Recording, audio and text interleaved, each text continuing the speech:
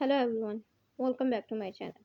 Today in this video I will show you how to fix notification silent message on iPhone in iOS 15.4.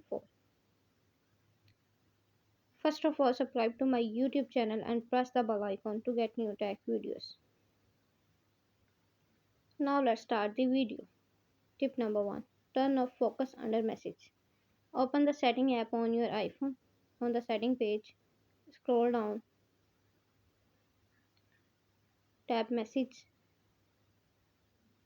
On the message page, turn off focus.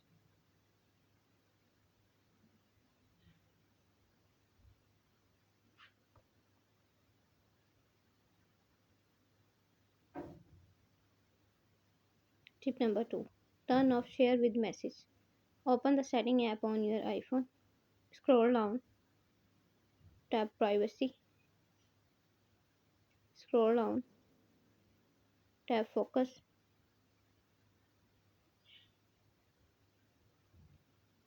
Turn off messages.